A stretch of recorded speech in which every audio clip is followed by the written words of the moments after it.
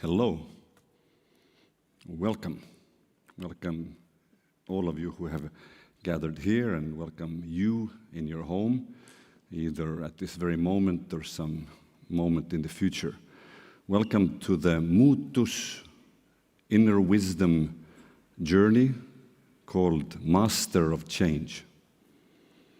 Muutus means change in Estonian language, so there is a nice intended coincidence. On my right side there is Raun, and on my left side is Ahto, and my name is Peep. That's how my mother says. If you read it, it reads Peep. Doesn't matter either way. Ahto and Raun will be sort of creating and guiding a vehicle for our inner journey today, and I will be guiding it, and then basically you will be the one who chooses the final destination, and we intend to serve as good companions, creating this experience. It's a 3-hour experience, recommended to be consumed or taken eyes closed in a comfortable position, in one sitting or in one lying down. Of course, if you are experiencing this at home, you have a privilege of pausing it and continuing it, but we believe that in one go it's the best.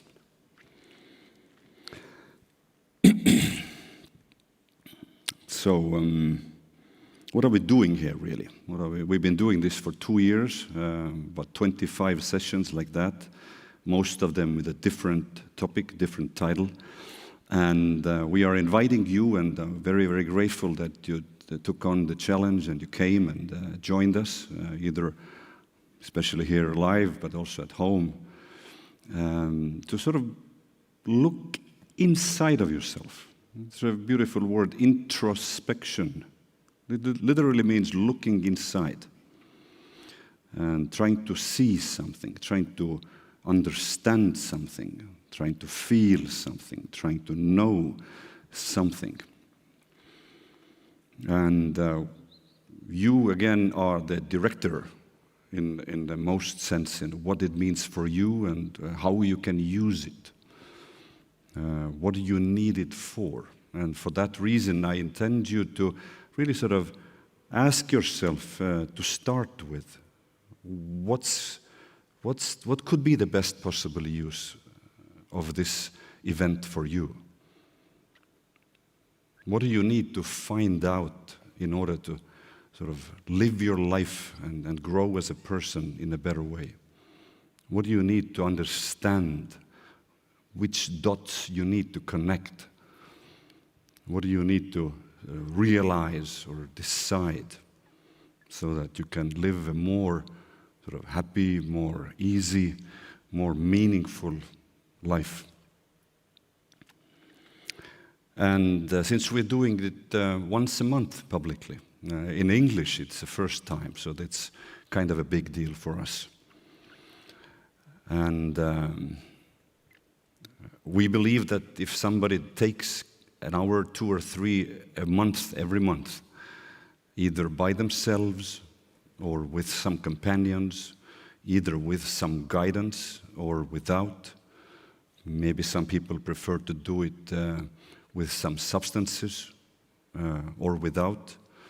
Either way, whichever way you do it, it's in a way like a mental, like a spiritual hygiene. That's what we believe, and so we're very glad that you joined us here today.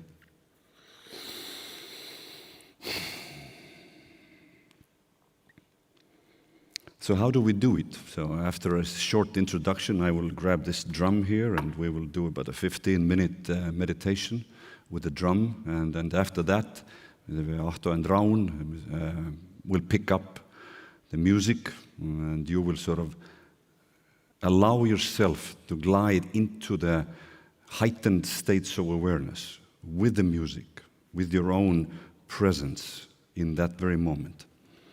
And then I will, after maybe about 15 minutes or so, we'll start talking, we'll start posing a few questions, and then it's up to you. Either you follow my guidance for that maybe 10, 15-minute period where I speak, or you do whatever you want, And then we go with such intervals that I speak with the music, and then I shut up, and then just the music plays and guides, and then again I speak up, and I try to weave sort of a story about this title of ours today, which was, I repeat, Master of Change, or like the Americans would say, Master of Change, whichever way serves you better.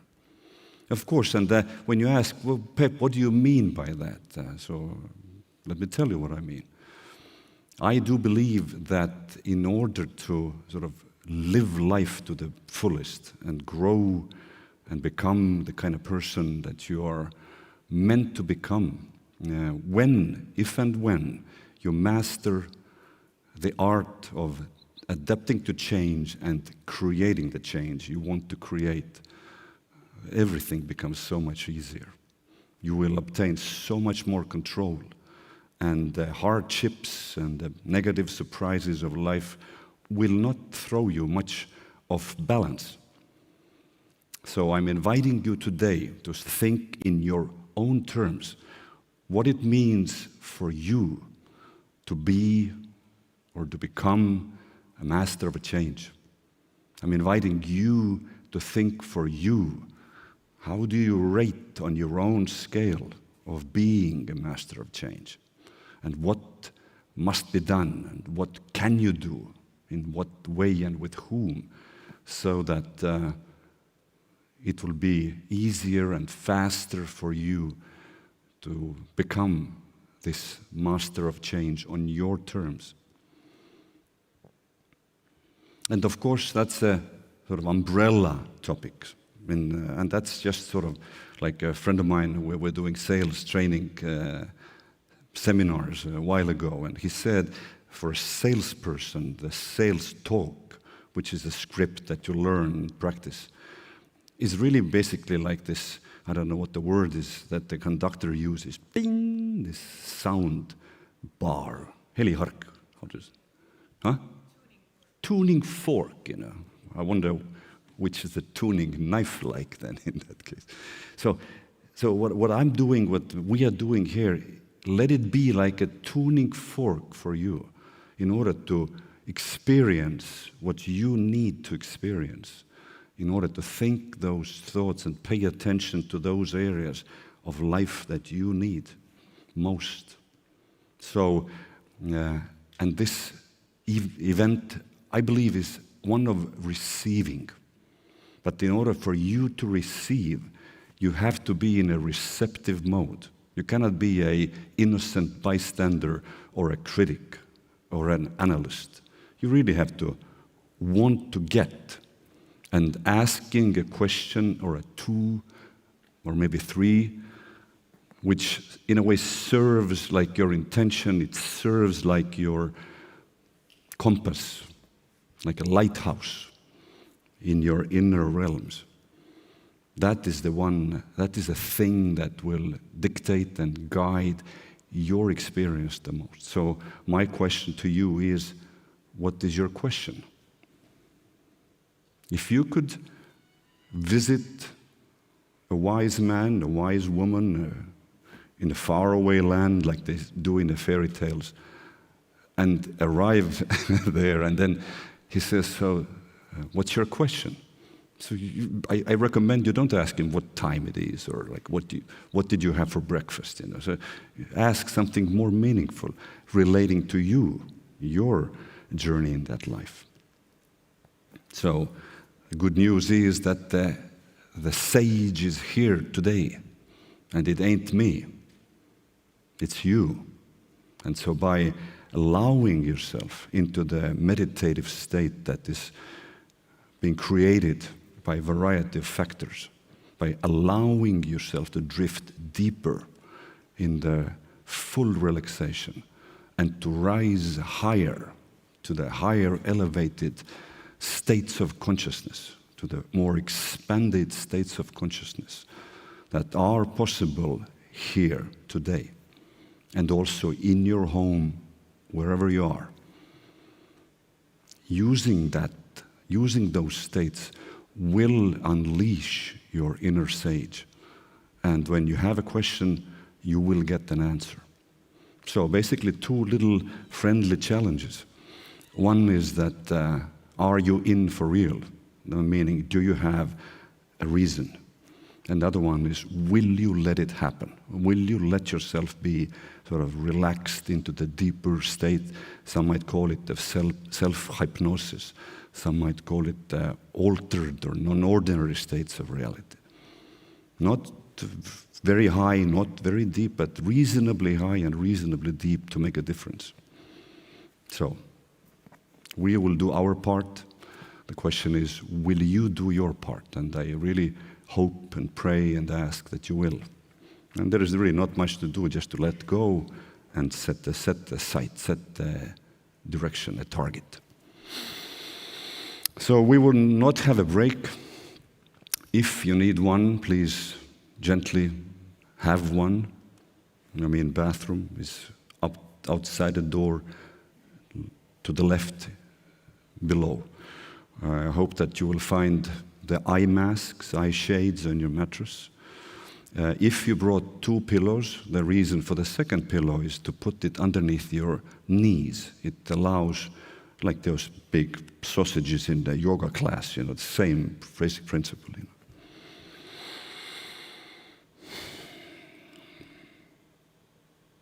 And so, how do you let yourself be guided into those states? I think more immobility is a good thing, at least at first. You block the vision. That means you can introspect, you are looking inside. Outside is not bothering you. And also, we put it on the video, and this can be viewed later. And so if you're at home, I really recommend and ask you to do the same. Do not look at the visual. Just listen. Listen and let it go. And find yourself for uninterrupted space and time, that there are not much outside noises and people don't come and bother you. Your phone is off, and maybe the room is a little bit darker. If you do have the eye shades, use those. So it's an auditory experience first and foremost, not the visual. And then the last, before we start with the drum meditation, the last thing is really, really sort of like a summing up everything I said before. What do you need most in life at this time, at this age with those challenges? So, what do you need to see clearly? What do you need to understand? Which decisions you need to make, choices, which actions you need to take. Use this 3-hour experience to get what you need for your life at this time. Those journeys are inspired by a variety of experiences. First, I almost forgot, I want to dedicate this session today to our mentors, teachers, and healers. And specifically, I can only speak for myself. I'm dedicating this to my most important mentors, teachers, and healers. And I will name their names. Tom McAuliffe and Dan Moore, who I consider my most important mentors. Tony Robbins and Ralph Metzner, who I consider my most important teachers. In one of Robbins' seminars, I got this experience of such guided meditation, really working miracles. That happened about 21 years ago. And then with Ralph Metzner, he taught me how to do that, what I'm doing today with my colleagues. And then I would also like to thank generously Mare Bork and Marina Paula Ebert, who have been 2 ladies who have been helping in the last 20 plus years for my inner healing, for my wholeness, for going through life in one piece. basically. So I'm very, very grateful for that. And like I said, the last thing I said is that this journey, this session is inspired by several different guided meditations.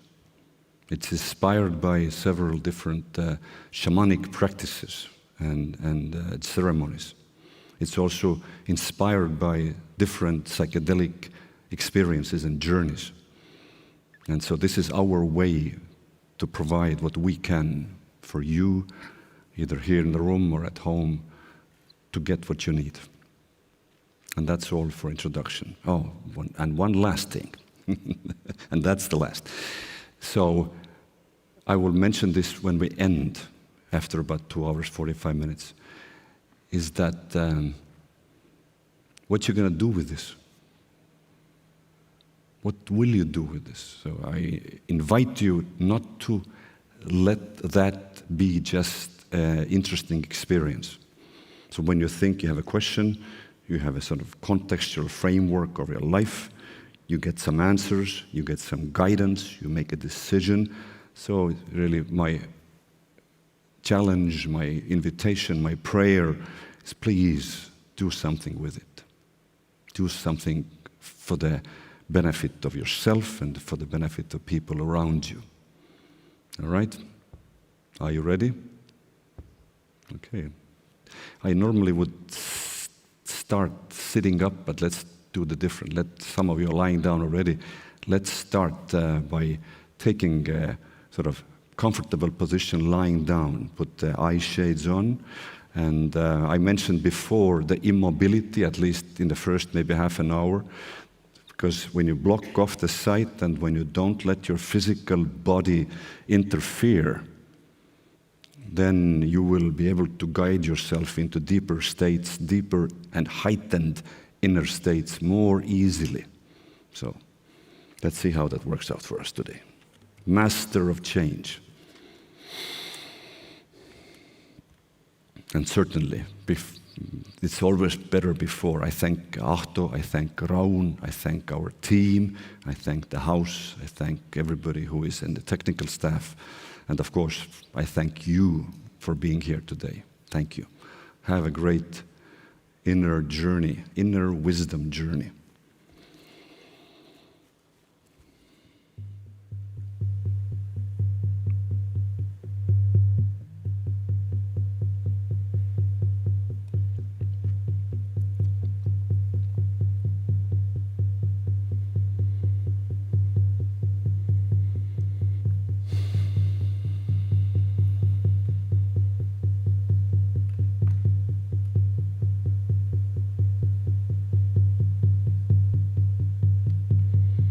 So what do we do in the first 10, 15 minutes is just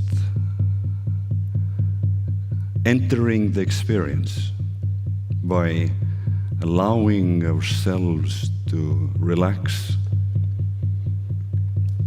to calm our minds, to leave the sights, the visual sights aside, and also to make sure that the body doesn't take away necessary attention from your inside, from your thoughts, from your inner states. And the first step is to sort of find a comfortable, neutral position.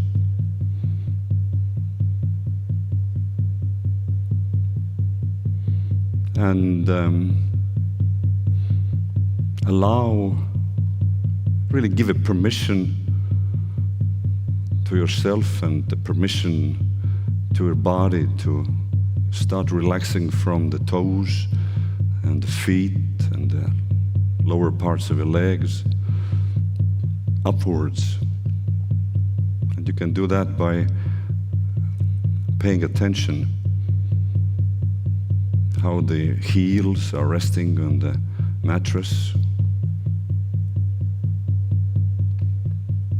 and how the relaxation and the ease is moving upwards through your feet and calves, to your thighs and your buttocks. And you notice each of those body parts and notice how they become a little heavier.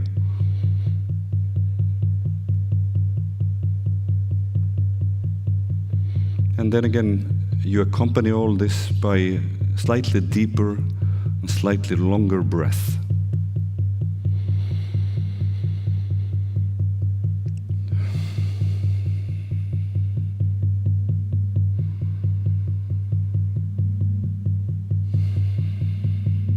Notice how the relaxation moves upwards through your lower back, your stomach.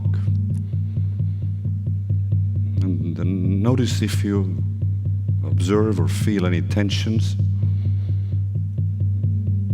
And if you do, then you may want to breathe, sort of direct your breath into those areas, and again, give permission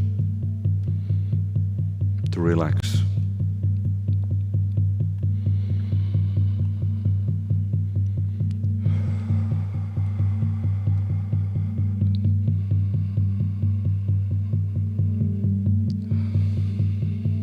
And the beauty is that you really don't have to do anything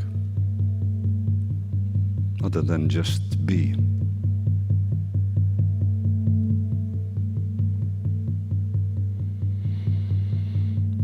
Notice your hands, your arms, fingers. Notice how the hands lie next to your torso, next to your body. Also becoming a little heavier.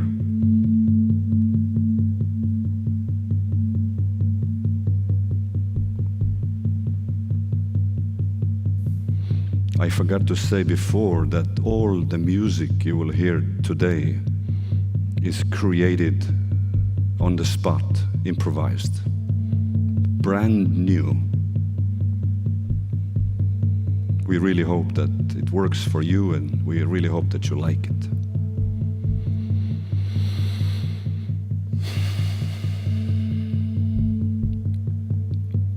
Notice your shoulders.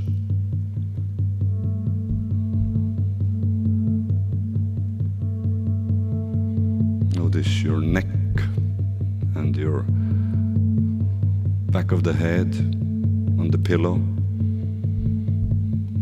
So notice how your weight is distributed between those points of contact.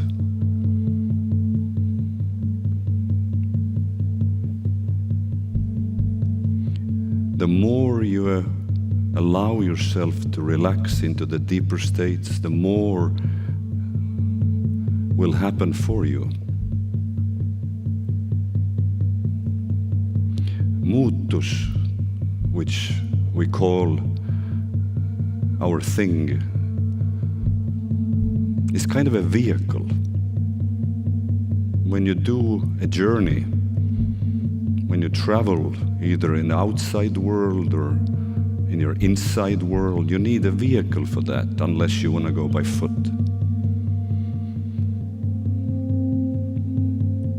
And Ahto once said that the music in our Muutus journeys is like a magic flying carpet for navigation. And I personally have experienced in my inner journeys this music that, by the way, we record, and we have already released 2 hours of music on streaming and YouTube and on our website.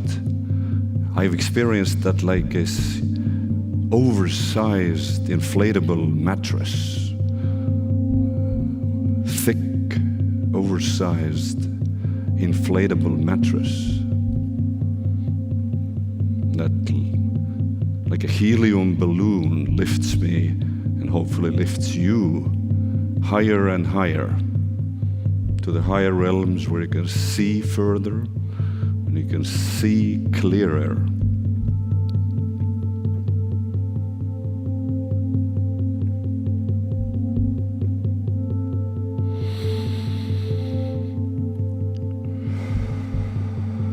Notice how little muscles in your face relax. Maybe you let your mouth be a little bit open. That will release the tension in the jaws.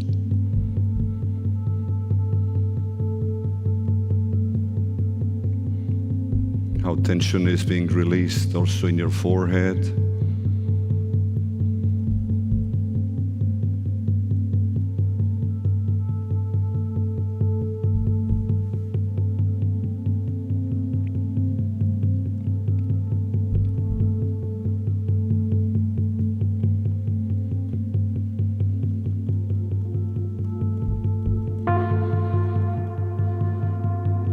So whenever you want to take this experience deeper and higher, I recommend deeper breathing. No specific technique, just deeper inhalation and longer exhalation. And remember your question. I hope that you have one. If you could get an answer to one, or perhaps two or three, one question, what would that be? It can be completely separate from our master of change theme. It can be a dilemma you're facing in your relationships, or it can be something about your health or some past trauma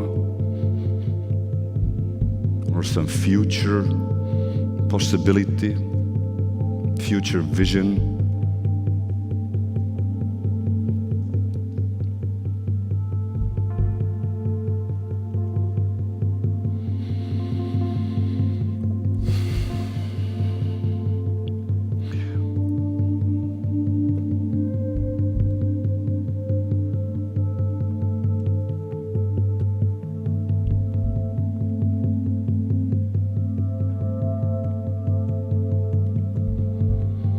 So in order to see better, I invite you to switch on your inner light.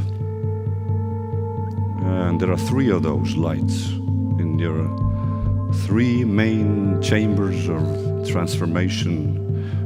And one is in your heart center. You can imagine that as perhaps as the size of a soccer ball or a basketball, a round sphere of white light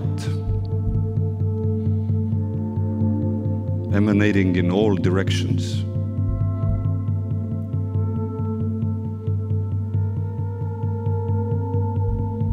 And then I will ask you to switch on the similar sphere of light in your head center. Same size, same intensity.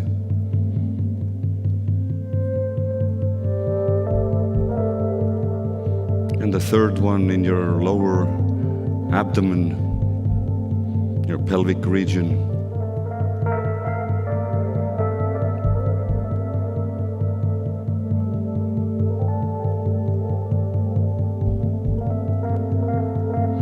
Let your own light shine bright and guide you in your inner discoveries, in your inner journey today,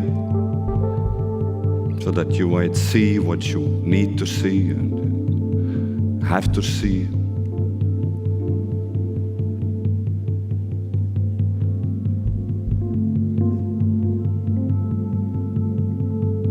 And go and bring back new knowledge, new awareness,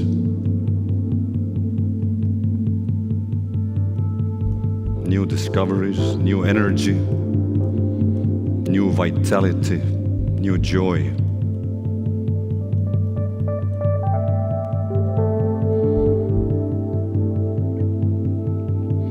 And finally, if you want to intensify your experience, then a little trick that usually works well is that you direct your focus into your third eye, right between your eyebrows and slightly above it, and keep the attention there.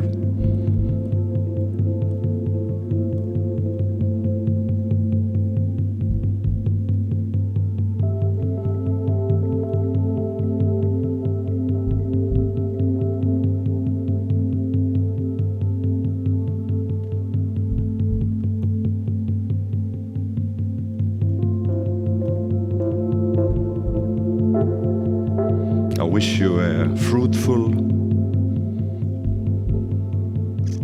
pleasant, useful journey.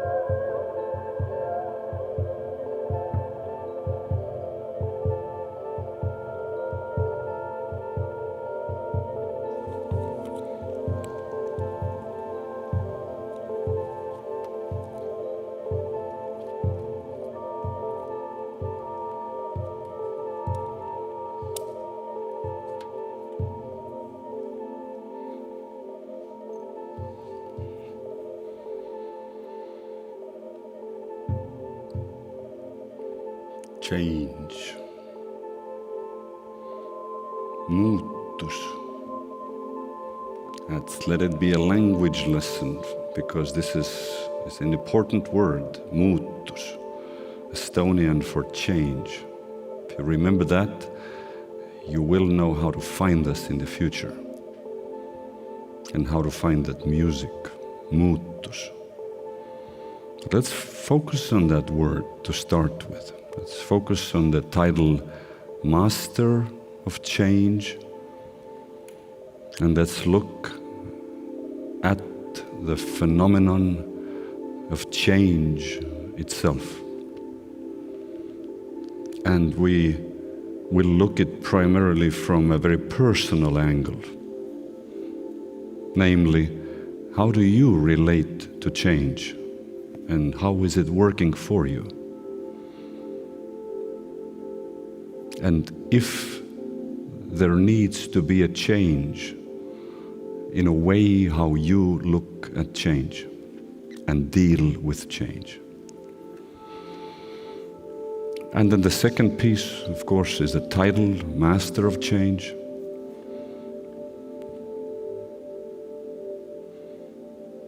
What it is, and how you define and relate it for yourself, and how good of a master, or maybe the female would be mastress, master of change you are, how good of a master of change you are, and how good of a master of change you desire to be, and how to get there. So that's our sort of general area of interest today. Underneath that is your personal focus of need or interest that is related to your present challenges and things that you are tackling in life or desiring in life.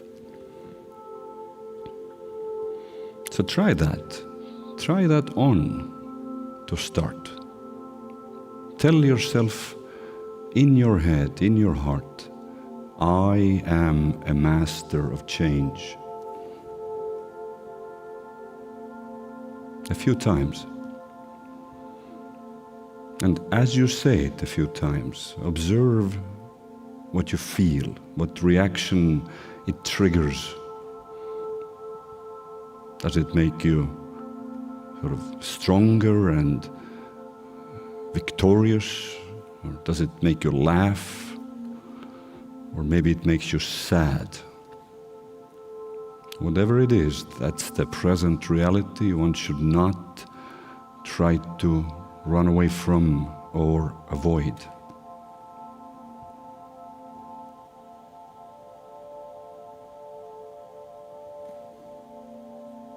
I am a master of change.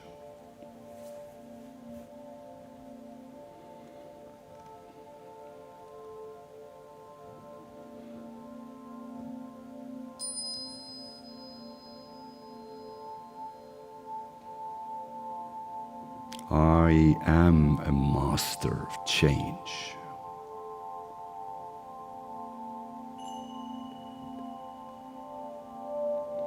I was trying to distill it this morning. So if I really had to put together a very simplified version of how to explain that for myself.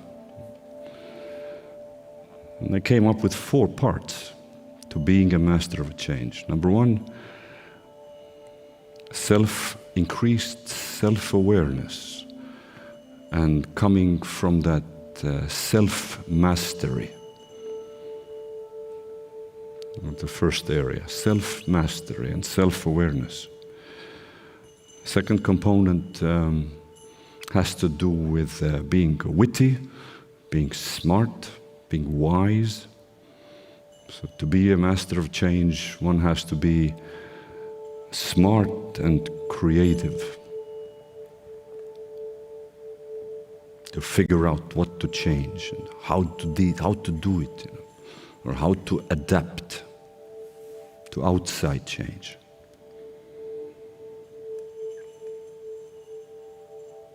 Number 3, to be a master of change, especially when it relates to being successfully adapting to unfavorable outside changes. Then 2 key words came to my mind. One is strength, and the other one is flexibility. You need both. You need to be strong, you need to be flexible, both mentally and, of course, physically. And 4th, the last one that I thought or discovered is the word habits. Becoming a master of change is really becoming a master of cultivating and maintaining good and useful habits for your life, for yourself.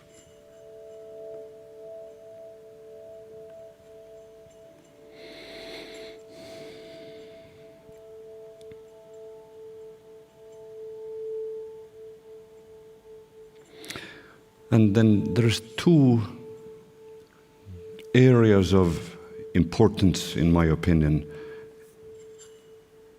in becoming a master of change, in becoming more comfortable with change.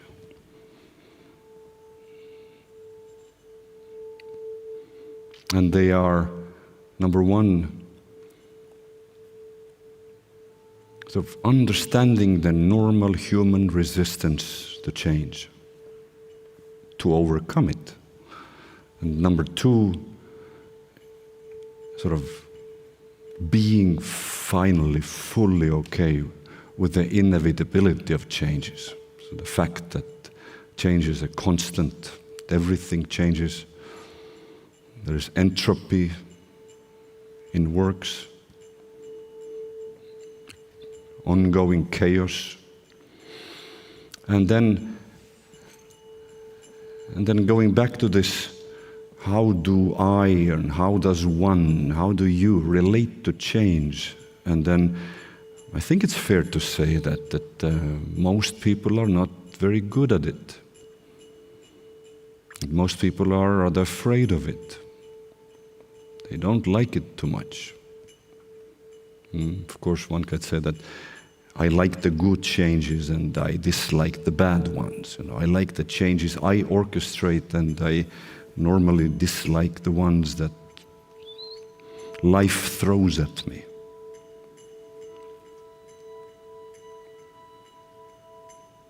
And to go to the heart of the matter, I think the sort of most important question at hand here is a suitable balance for each individual between stability and sort of not changing, and the variety, newness, and change.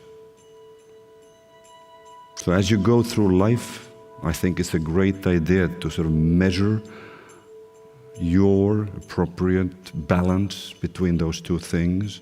And if it's not where you need it to be, find ways to adjust it. And it comes, of course, from your personality style and your general level of security, inner and outer, your confidence, your strength.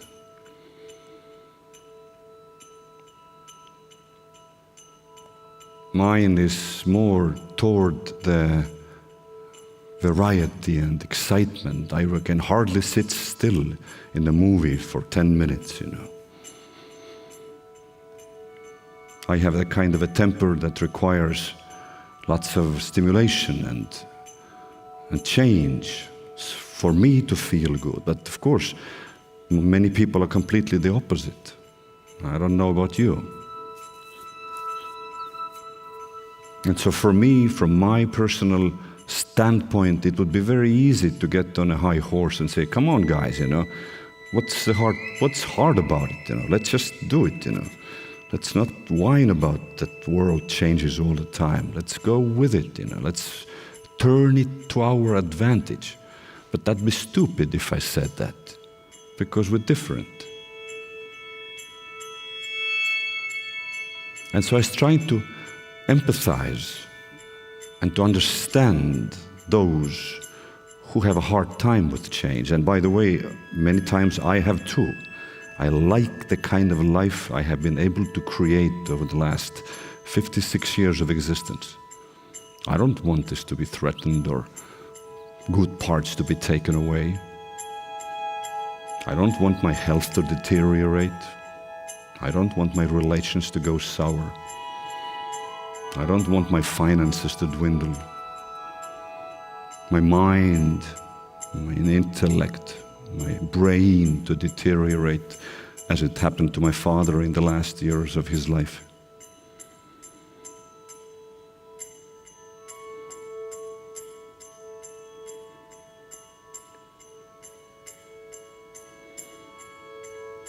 So I'm going to name a few things that, in my opinion, sort of normalize the fear of change. Number one, most of the change we want to make requires effort.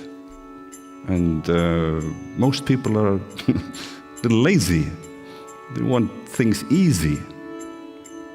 So, and we don't know how much effort is needed. And we don't know how rewarding the change is. So again, we're trying to calculate and say, maybe I don't like it, I really don't like it. And then at times when I try to get something or create something, and I try and I try and I fall flat on my face and I get no answers and I get rejected and I just can't seem to get it right, So I have to deal, you have to deal with a bunch of disappointment and loss, and that directly relates to your desire to create a change. Unless you're okay with that, unless you learn to stomach the loss and the disappointment, you will be pushed away by this word, change.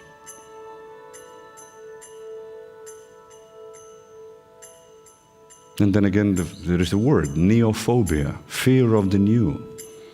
We don't know if the new will be better. It's the same with updates. Computer updates, telephone updates, it's not always better. And by the way, even if it's better, you still have to get used to it. You have to habituate yourself. And that takes effort. Let's keep things the way they are. Let's just, enjoy our present status quo. Bad or good, doesn't matter. It's tolerable at least. And so imagine when something really good happens, when you move into a new home, or like you meet the love of your life, and you get married, or you get a big monetary reward. That will throw your present balance off. And you will have to sort of get used to the new situation. Sometimes it's easy, and sometimes it's not. So what I'm trying to say here is this rather normal to be a little bit, sort of on guard with this change business.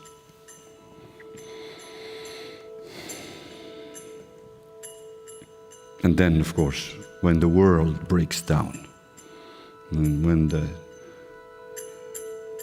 twin towers come tumbling down, when a war breaks out, in a country not so far, when an unknown disease, which is very scary at first, sort of enters the scene.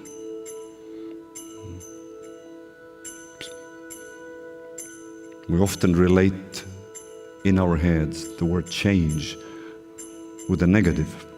So my challenge to you today and in the future weeks and months to come is, can you rewire it? Can you look at change more neutrally and also more positively?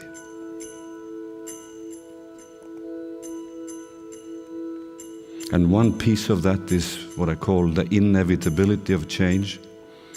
Once you normalize that in your head, and you will not protest, you will not cry, you will not rebel against, which is normal, ongoing, inevitable, then of course your relation to change becomes more positive. Everything changes. All the good and the bad things don't last. So relating to the bad is great, they will come to the end. In the middle of the crisis, it's hard to remember. And then when the good things end, and somebody dies, you still have to remember it's a normal sequence of things. So in the next minutes with the music, I invite you to sort of be face to face with yourself in terms of where are you today with your relationship to change, and how is it serving you, and where would you like it to be? And then we will go deeper and more specific, practical into it.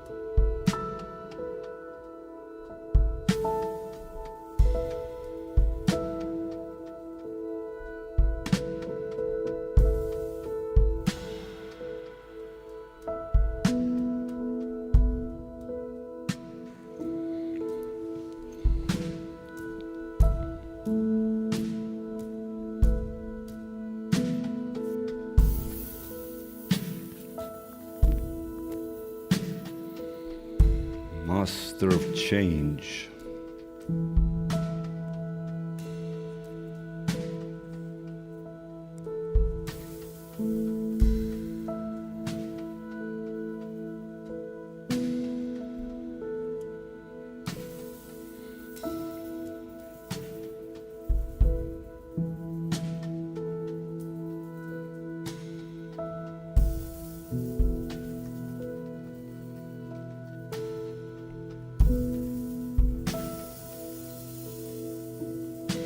There is a famous joke, perhaps most famous joke in the world related to a specific place or a building. And it is about the most famous concert hall in New York City. It's called Carnegie Hall. And the joke is like that a musician gets into a taxi or somebody meets, and somebody asks the musician, how do you get to Carnegie Hall? Meaning, what's the address, how do you get there, And he says, practice, practice, practice. Meaning, of course, that you have to become a master of your craft by practicing. So, along the same lines, one might ask, how do you become a master of change? And I think the same answer, practice, is a pretty good one.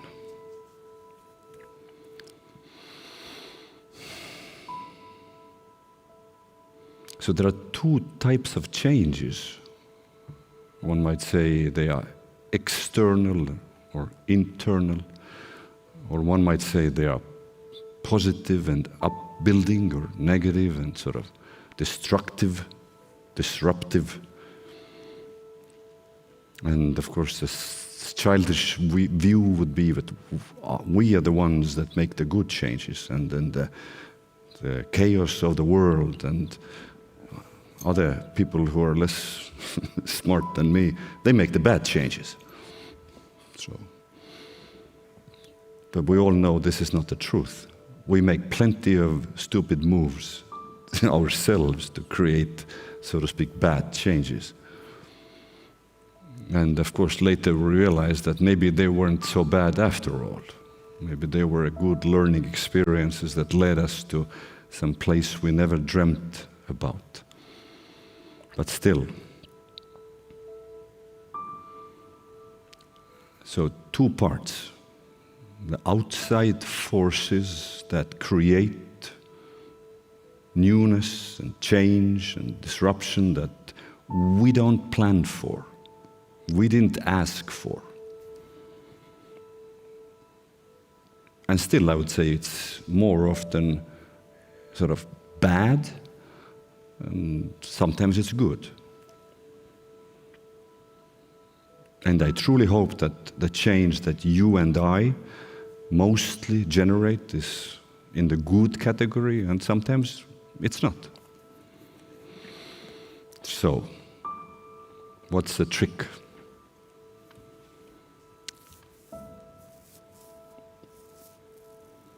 I think the trick is creating so much good change on your own initiative so that it becomes a practice. So that changing things for the better and restoring the things that get ruined by or disrupted, it becomes like a normal way of life. Nothing special about it. And when this is true, then this other big area of interest is, namely, how do we respond to outside negative forces? Well, that becomes so much more easy. Because by building us up, when you build yourself up to be smarter and wiser and stronger and more flexible, then whatever curveball or surprise, a bad surprise life throws at you, you can handle it with so much more ease, elegance, creativity, peace than an average person.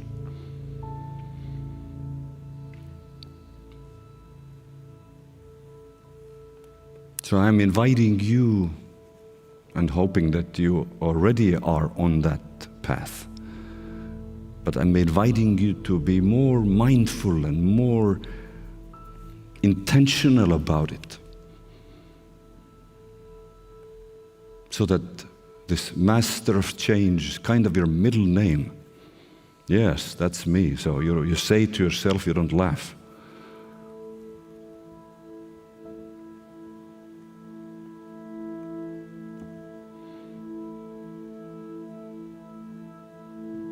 And there are 3 parts.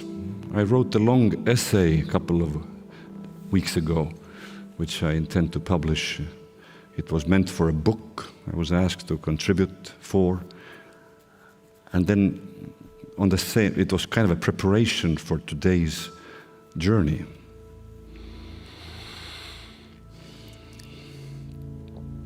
And in that essay I wrote, and I bring this to your attention in our time and space together here today, is that it pays to become 3 things. Number 1, it pays to become a problem hunter and a problem solver. You imagine like a hunting dog who is excited to, find the rabbit or another animal, excited, like imagine yourself like that, looking for problems, looking for things that need to be fixed, hunting them down, solving them. Number 2, to become practicing and masterful at change I think it's really, really pays to become a visionary. Pays to become a person who rises higher, sees further, and can see pictures of their future, and can see scenarios of their life.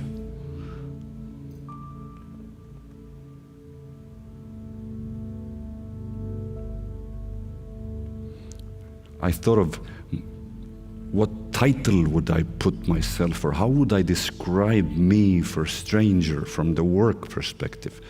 And then it came to me a week ago or so, is that I'm the kind of guy who teaches and encourages people to look into their future, to think about their future. And also today I encourage you to think about your future in a sort of more constructive way, in a positive way, in an optimistic way. And when I say future, I have two different sort of timelines in mind. One is roughly about 5 years, another one is maybe like 20 years. 5 years, everybody can sort of imagine that, you know. A generation, that's more difficult. It takes practice and age to be able to comfortably think about 20 years in the future. But unless you do it, unless you write about it, unless you talk about it with people you trust, then it will never happen. And then sort of you have less control and more suffering than you would otherwise.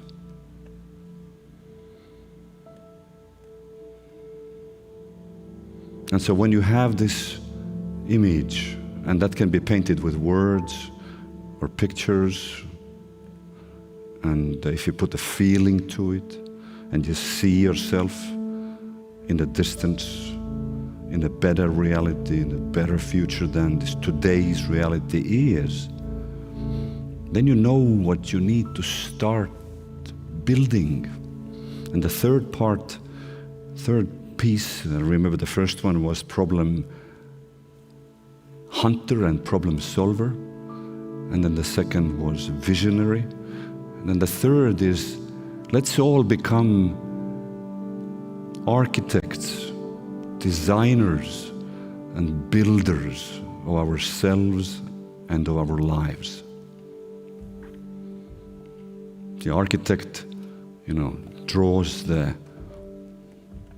outline and what the house is supposed to look like from the outside, and which rooms, how big, in which sequence.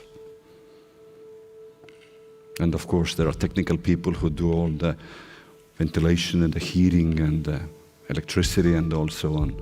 But then there comes a designer, we call it an interior decorator, that sets the curtains and the lights and the floors and the paintings. Of course, paintings maybe you should choose for yourself, you know.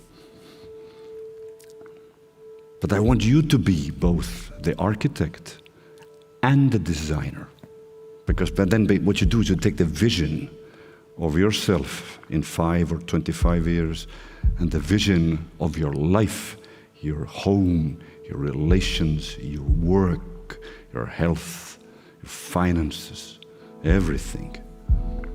And then you just make it out in detail. And of course, the last one is a builder.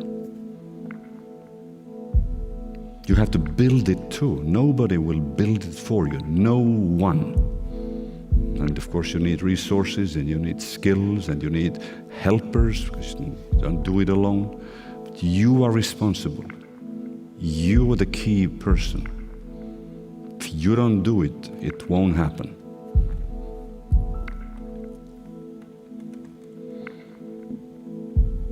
So there are two really simple and really cool questions that relate to our Master of Change story, but more importantly to your present condition in life.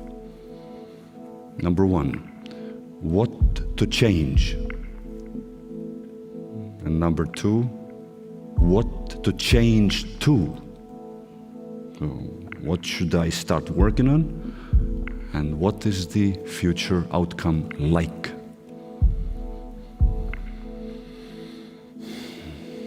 And before I let you sort of feel and think and envision whatever you need at this moment, I'd like to point out one very, very, very, very, very, very, very, very important element of life, which is entropy.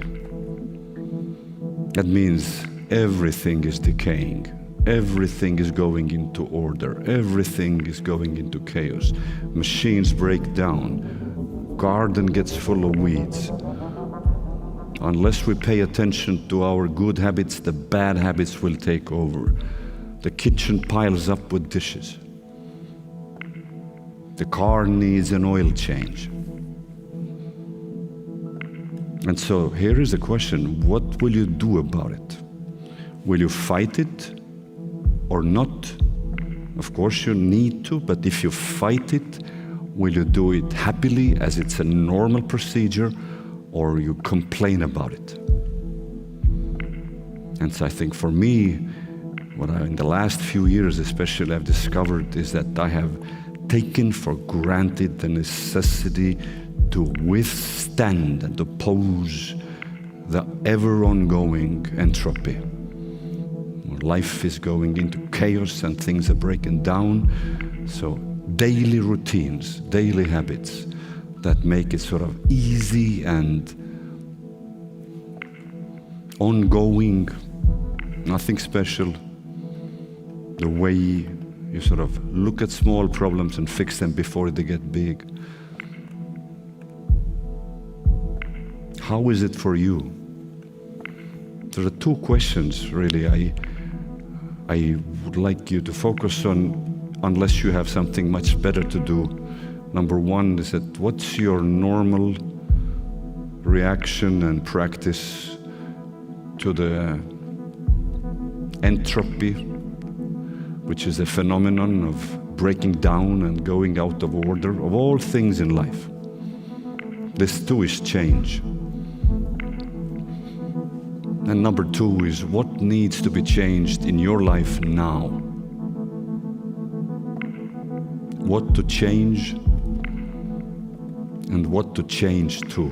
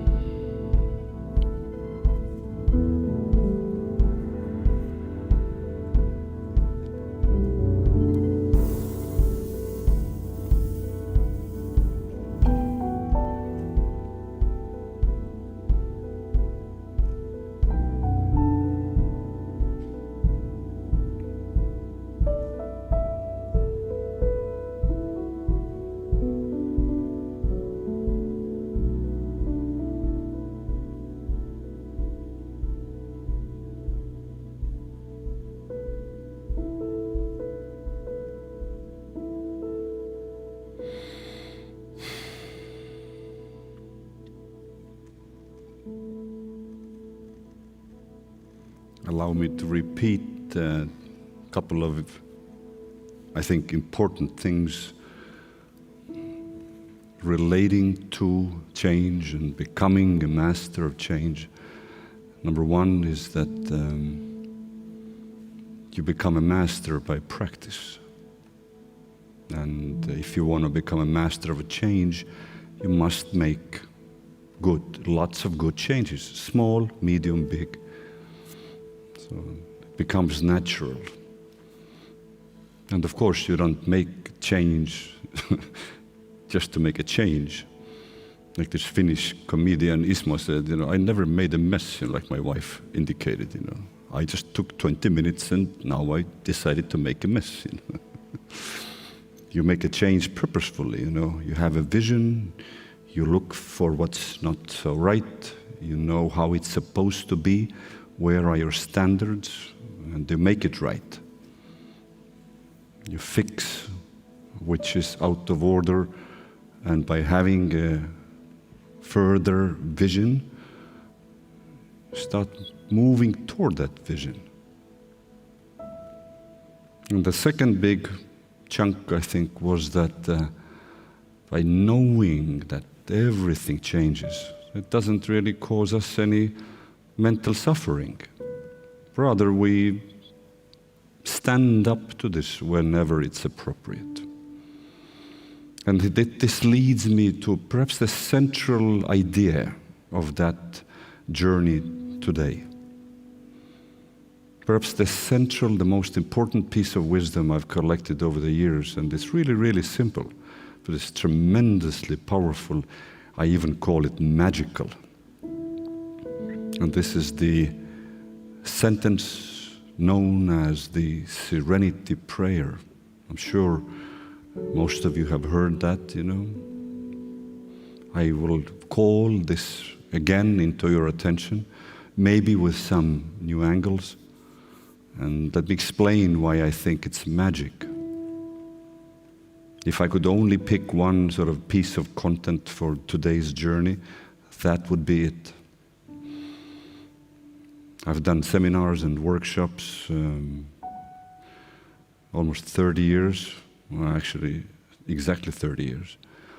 And it's always been, as rarely has not been part of the program. And let me read it to you. I've replaced the word God with may I please. By the way, goal setting and visioning, I think, is also a form of prayer.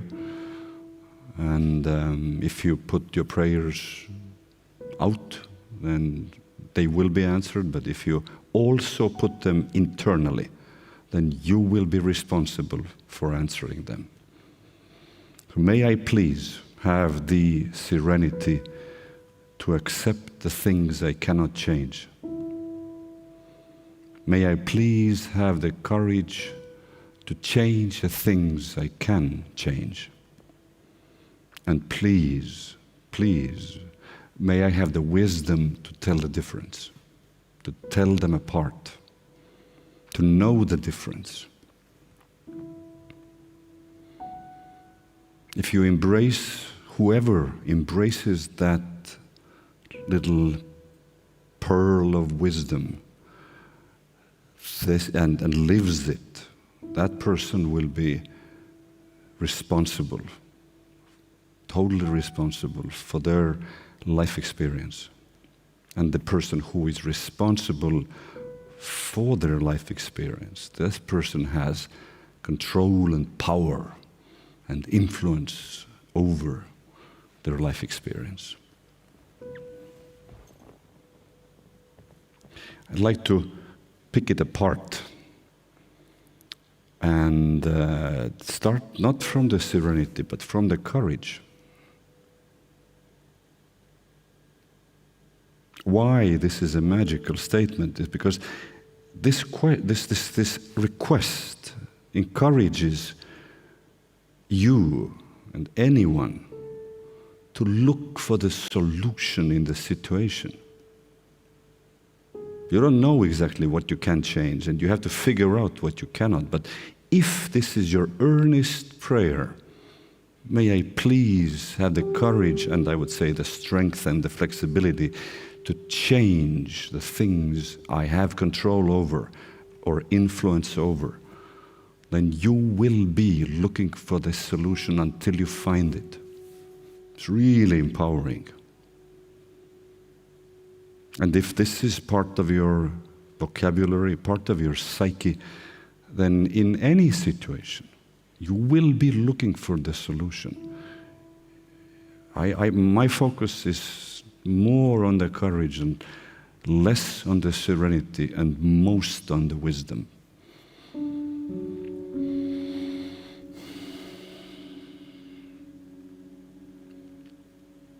Let's now go to the initial first sentence. May I please have the serenity to accept the things I cannot change. What is serenity? Well, if you look in the dictionary, it's two things. It's calm and peace. We've used in our language, in Estonian language, the title meelerahupalve, really the prayer for the peace of mind. So when you realize where your bounds are, when you realize here I cannot do much of anything, regardless of how difficult or sad or whatever that is, then you just say, okay, I surrender.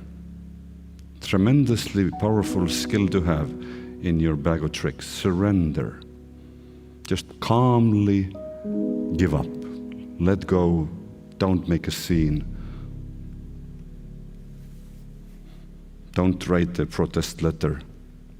Here, at this time, no.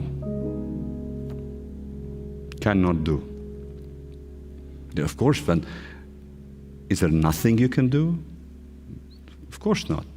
You can work in your inner side. You can work on the surrender. You can work on how you respond, and what you learn from it. So it's not totally not empowering or powerless.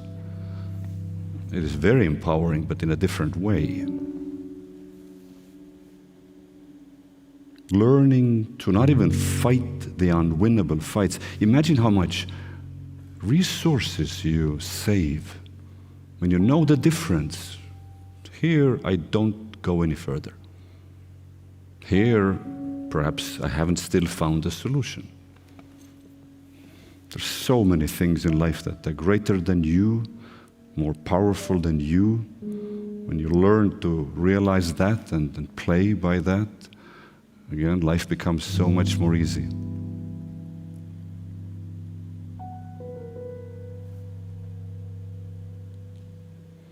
And what's the third part? The third part is the wisdom part.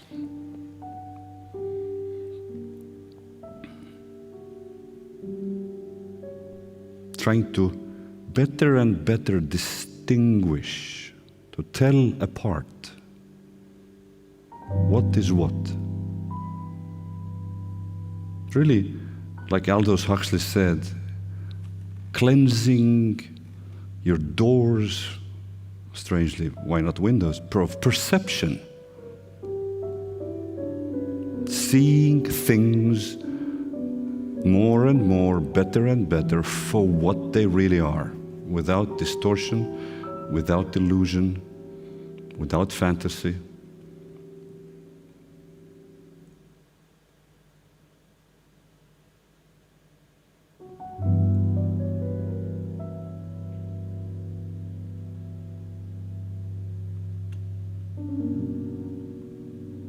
Why do I call this an inner wisdom journey or a session?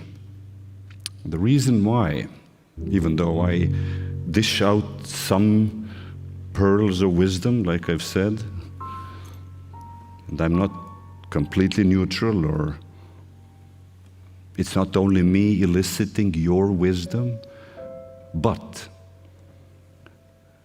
in those heightened states of awareness, which I hope you're experiencing right now, either here in this room or in the comfort of your home, That's how creativity starts to get unleashed. And I can bet at least €100 that you have, in this last 2 hours, had certain aha moments, insights, connections, distinctions. And these are completely yours. These are not mine or Ahto's or Raun's, yours.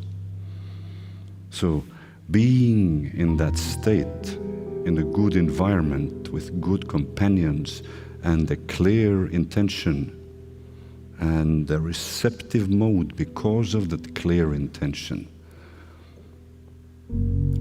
starts unleashing your wisdom, starts unleashing your insights and your creativity. If you want to move through life easier and better and with better results and better enjoyment and deeper meaning, then the search for wisdom should be in a sort of central altar of your attention.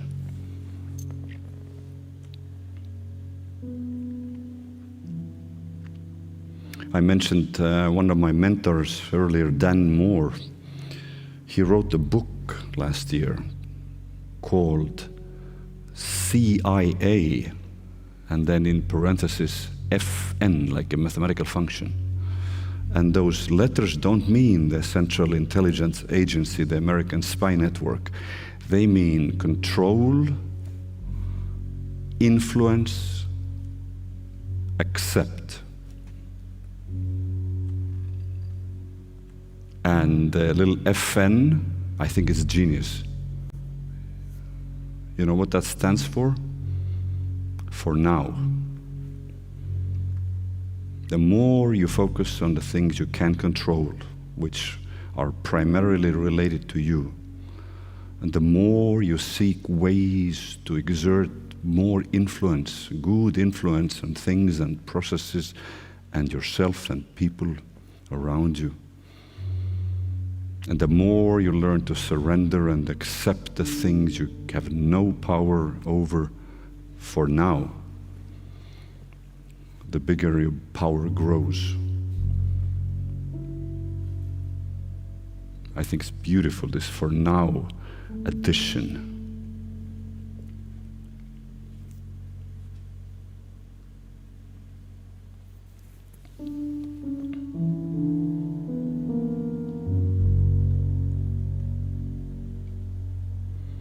And maybe it's a good time to ask yourself how hungry, how thirsty you are for wisdom in life, and then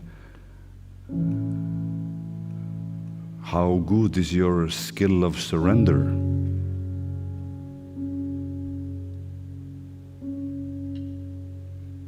And thirdly, how sort of relentless is your courage and power, strength to try to make a positive change? Is that all a habit or not?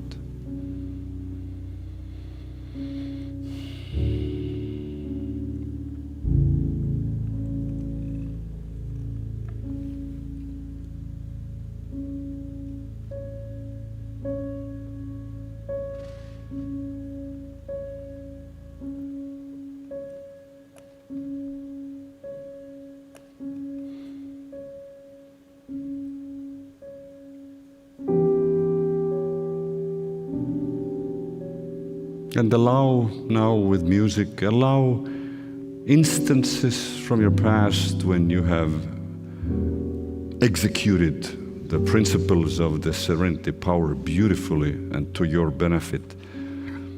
Remember them. Take them with you into the future. And then also look at the situations when you fail, when you have failed, or when you even now, again and again, fail to implement one or more of the parts of this beautiful prayer. And see how you can sort of better and better embody it into your psyche, into your personality, into your daily behavior, the way of looking at things.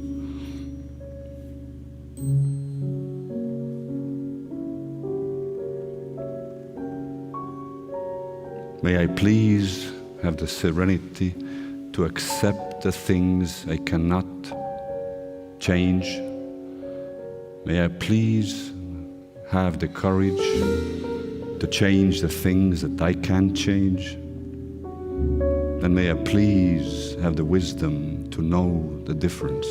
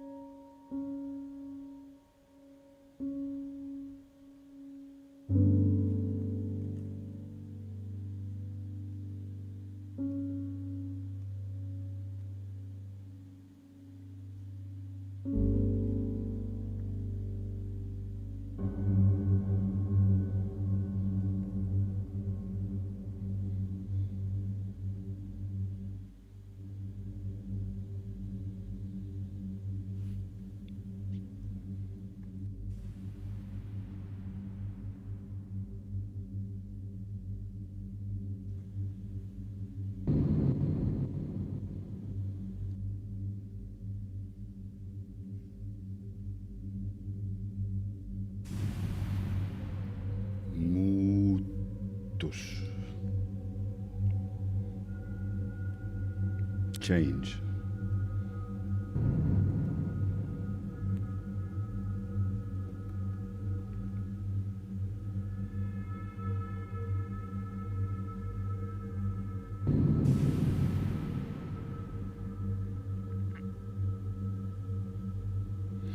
So guys, what I'm trying to say here for myself and you is that how to make change easier, how to make change more normal, less threatening, how to make change faster.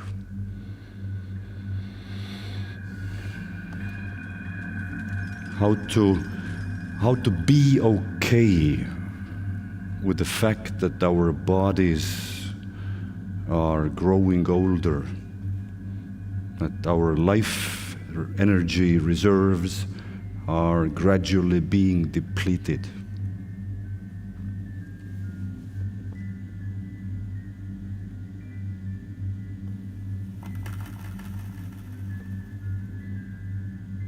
How to be okay with the fact that there are way bigger forces in play than us personally. How to fit into that equation with less friction, less suffering, less complaining, less protesting. And at the same time, how to develop more power, how to develop more personal power, more influence, how to develop more strength, resilience, flexibility,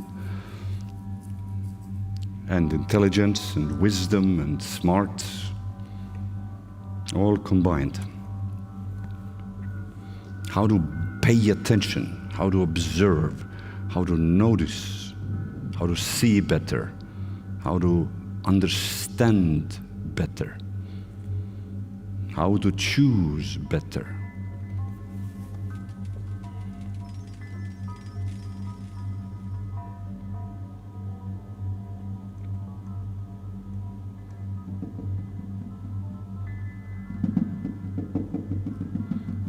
I said before that one of the 4 keys to becoming a master of change is becoming a master of habits. How to cultivate those habits that serve you best, and how to become a habitual habit builder.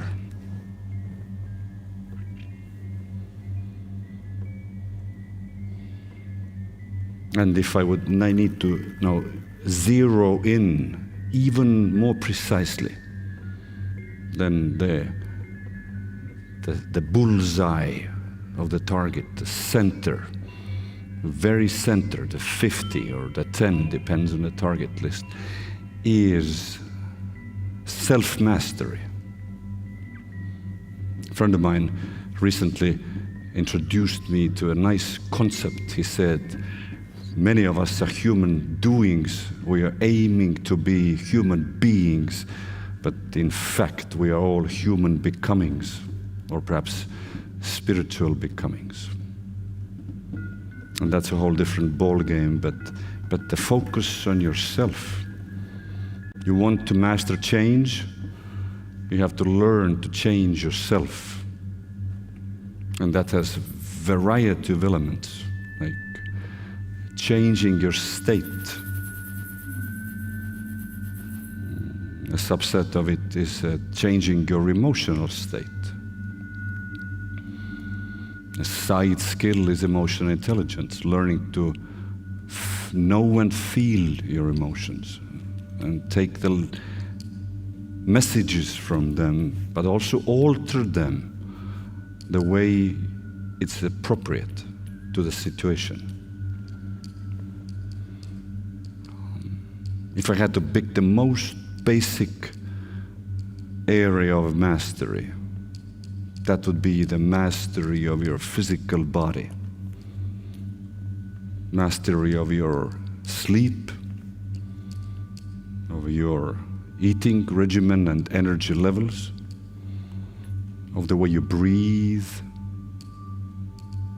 and how you can sort of elevate your mind at will, either via meditation or yoga, or perhaps some physical activity. Or if you want to go on to the superhighway, then there are plants and fungi.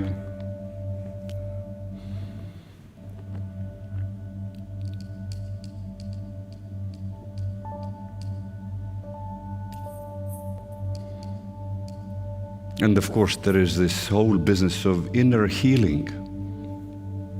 A healing has two elements. And again, of course, what to change and what to change to.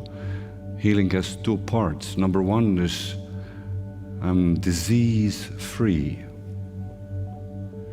I am no longer suffering from trauma. I'm an ex-trauma victim. No more. So basically, I fix which is broken. And I use other people's help and methods for that. But it has to be purposeful. It has to be not only sort of pain-driven, like emergency. And then the other part of the healing is linguistically wholeness, being whole. And then if we take a step further, it means it's about being part of the whole, while being a whole yourself.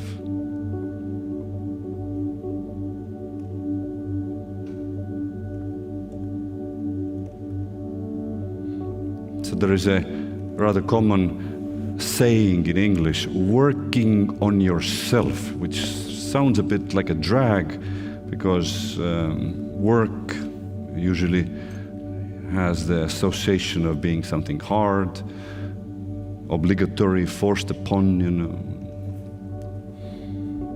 effort. You cannot escape the effort. With all the things we've looked at today, all the positive changes, also all the compensations to world's chaos, all the self-development, it requires your part. It ongoingly requires your part, something you need to do. And it will be tedious work and unpleasant, and you will have to sort of force yourself. Like sometimes people have a hard time going to gym, because it's hard. But once you become into the habit of doing those small alterations, small ongoing efforts, it becomes normal. It becomes habitual. And then two things happen. You no longer see it as a big hard work, because it isn't. Plus, your powers grow, and so figuratively speaking, those inner weights you need to lift, they will be easily lifted, more easily lifted than before. So your abilities grow, your capabilities grow. And that's a key part to self-regulation, but also self-management in the times of crisis.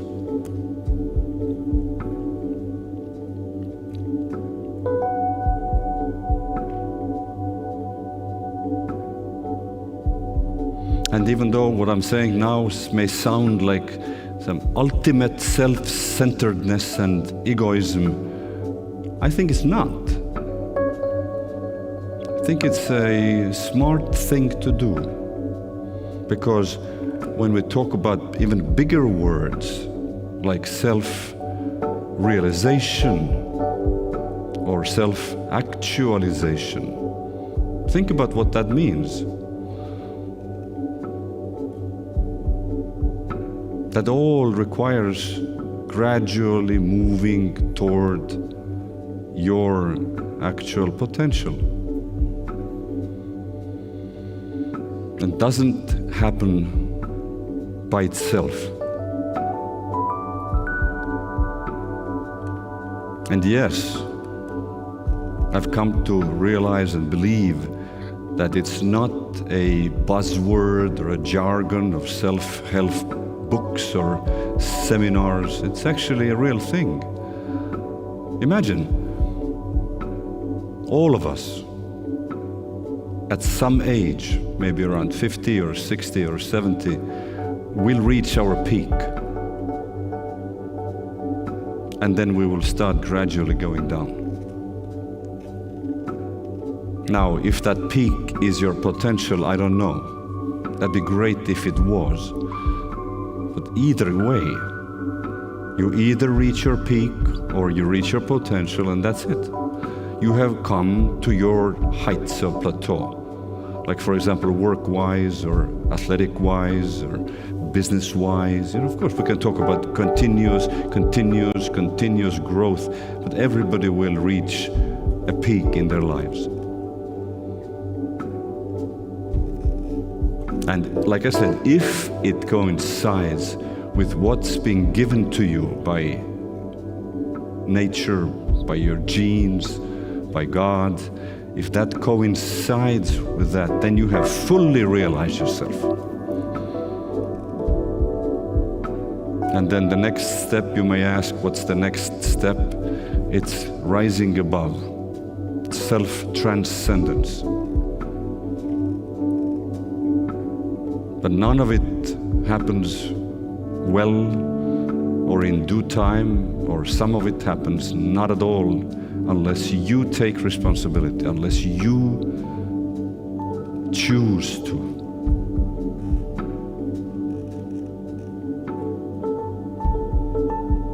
So master of change is really becoming a master of transformations, of becoming, of realizing yourself, and of transcending yourself.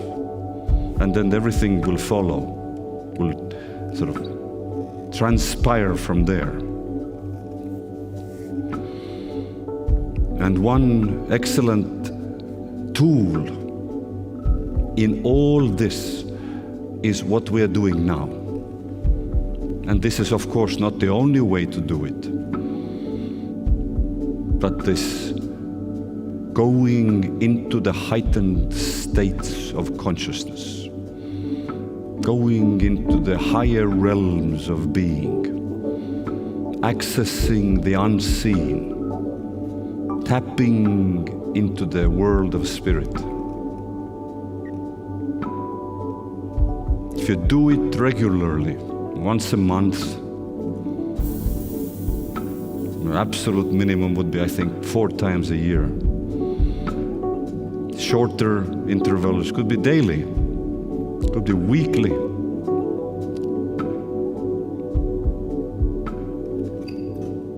Then miracles start to happen.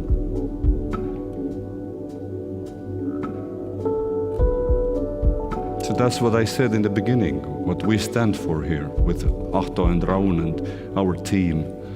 Stand for regular self-observation, regular introspection, regular calming down, coming to yourself, regularly asking questions and receiving answers.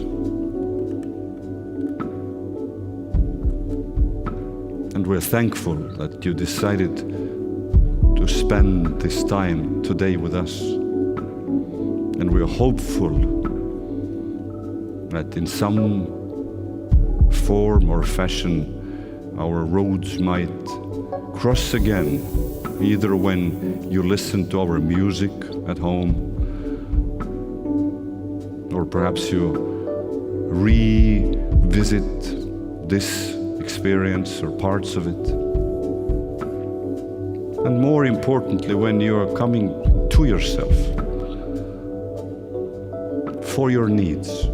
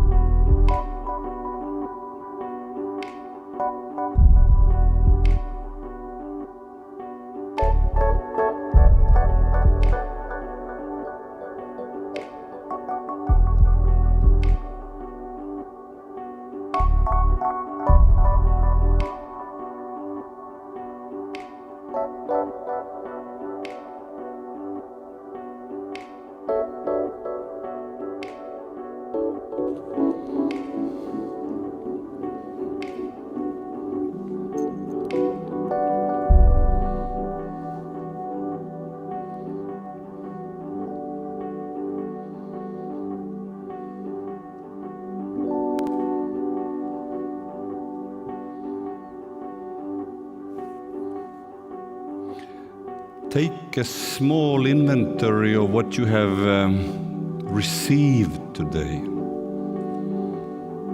Remember the question that you had at the beginning, or a wish, or a prayer, or an intention, and see what has come up as a response, as an answer to your wish or a question. Which parts of your soul this experience has touched the most? Which areas of life has it made you look at more diligently? What have you gotten? What have you realized, understood, or which connections have you seen? I personally, when I do journeys like this, I always sort of make a summary afterwards. I often take notes during, Sometimes I don't. I've come to realize that the important things will be remembered.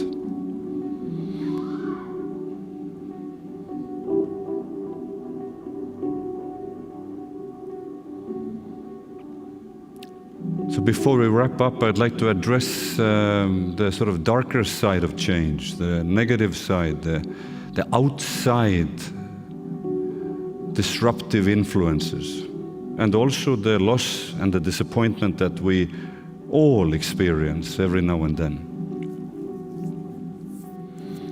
Charles Darwin is known for his evolution theory.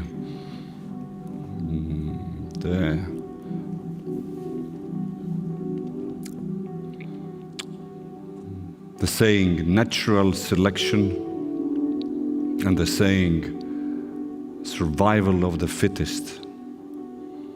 And the simple version of it goes like that, It's not the strongest ones, or maybe even not the smartest ones that survived the best. Survived the attacks of predators and diseases and shortages of food. The ones who survived the best were the ones that were most adaptable to the changing nature of the environment. So they were fitting in. So fittest means like fitness, going to the gym nowadays. But it linguistically more means sort of fitting in, being flexible, finding the way.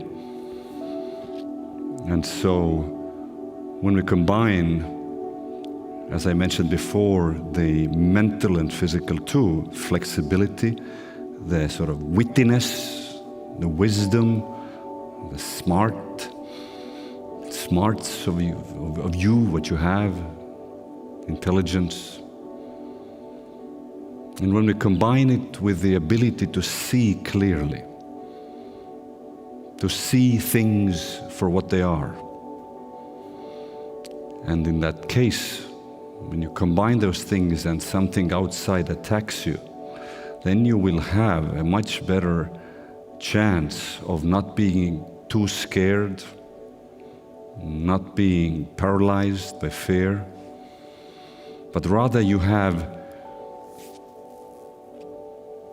the pause button with which you can sort of stop and look at things and try to make sense what's going on, what is really going on, and what would be your most appropriate response.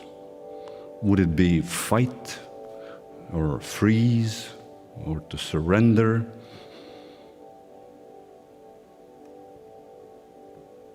And we all need to be prepared for the fact that the world, like one man said, the world breaks down completely once in 10 years. And there are smaller breakdowns in our private lives and in relations and so on. So the readiness for those negative influences that always have come and will come with some interval to sort of attack and scare us, they will be less frightening. And we will be more clever and more fitting to figure out the way. So in my mind, all the things that we have looked before today sort of come together here. No need to be afraid. Just need to find an appropriate response. And of course, I'm trying to make it sound perhaps more easy than it is. And in the heat of an action, you might lose your head. You might not know what to do. You might suddenly be helpless or powerless, temporarily.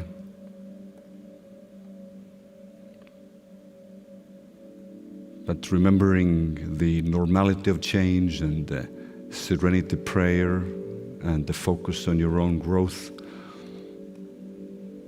and the learning and the strength and the flexibility, and of course making it all habitual, like a norm, that will be, in my mind, the solution to this equation.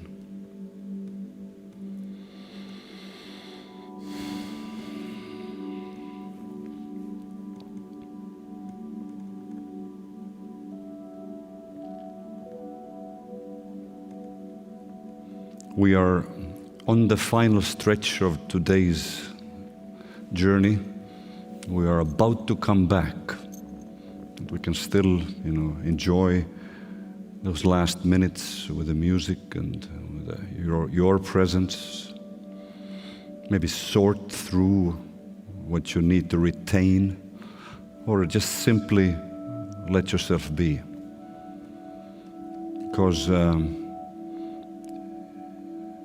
in a few minutes' time, I will start counting down numbers from 10 to 1, which would be like our landing strip, or for some people would be like a stairs back to where we started.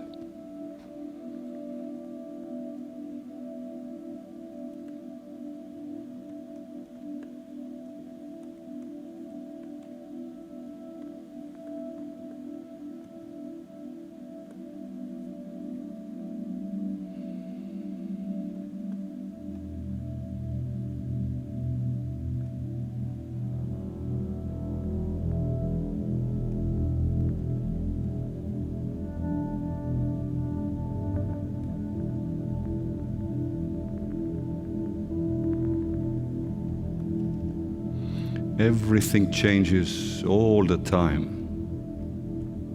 It's not a textbook cliche, it's a truth.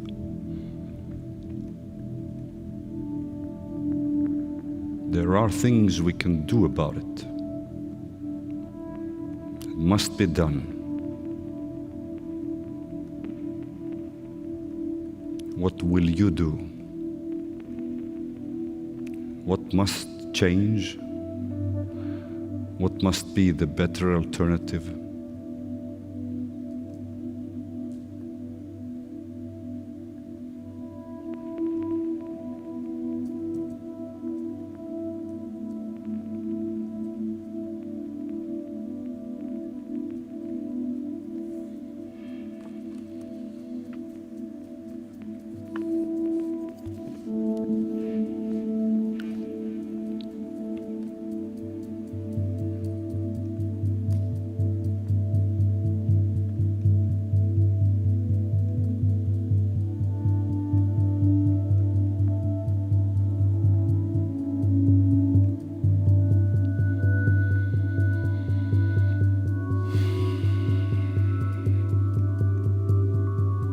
Allow yourself a few deeper breaths. 10.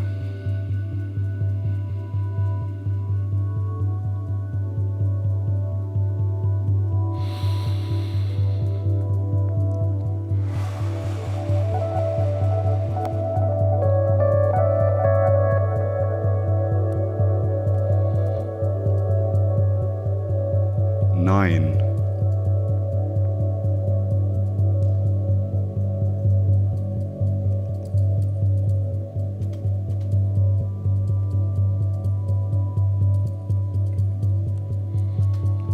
I do thank you personally for coming and joining us today, either live or via video, audio.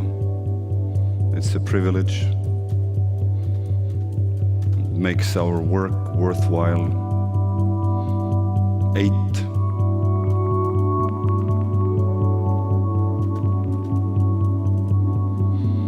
And we hope that you had a good experience at least. Hopefully great. 8.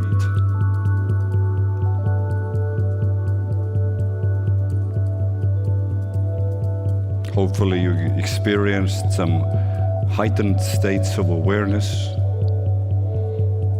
within which you can access and could and did access some deeper wisdom which you remember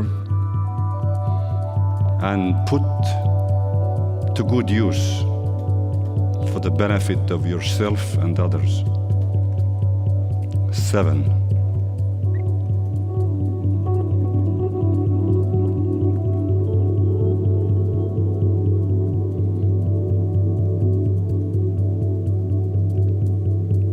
Six.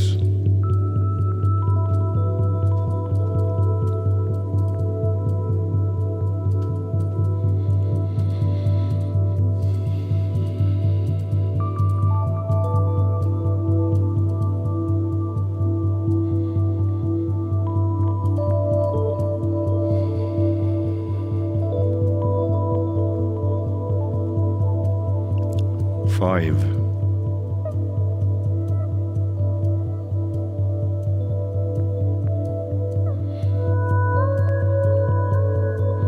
And my question to you is, what you gonna do with that when you go home today? When you take time to reflect and perhaps write or share verbally them with a friend or a family member. 4. And if you would care to share with us what happened today, that would also be greatly appreciated.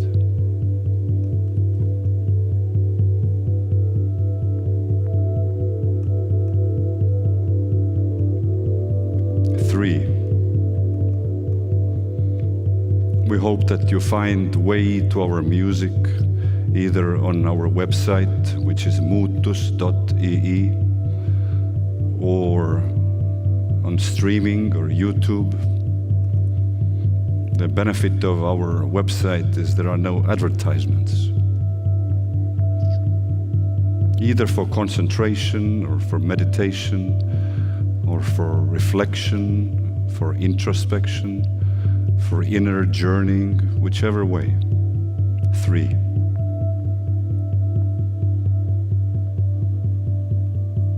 We thank you. 2.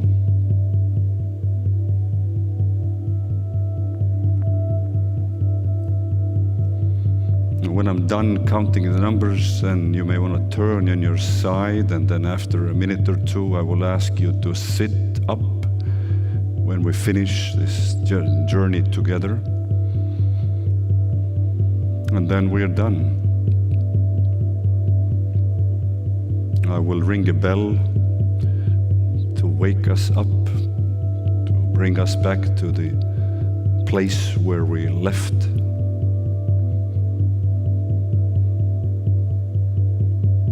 2.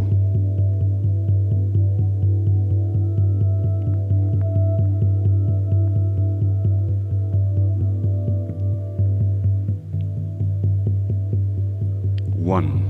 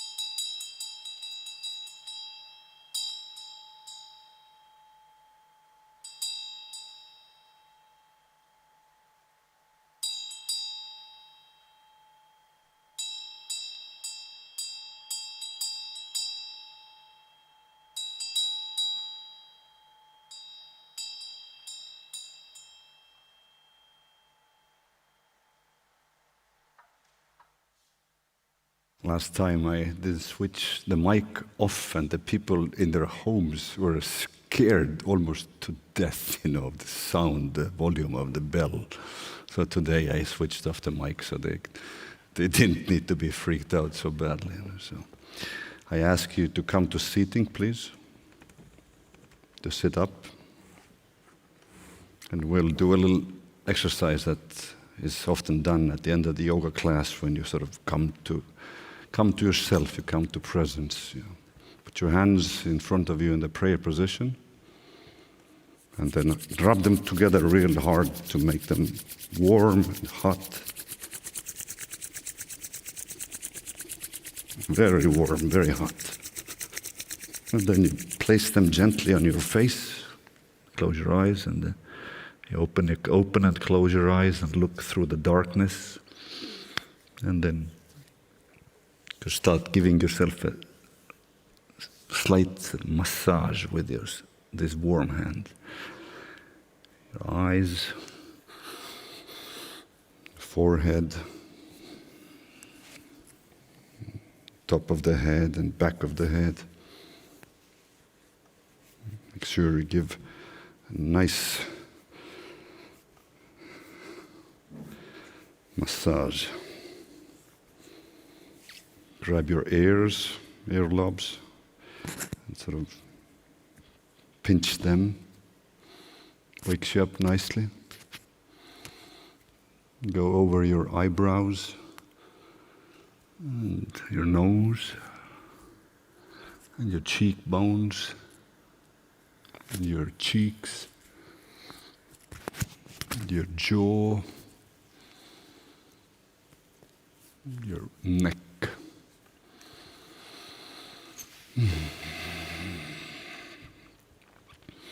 Again, thank you.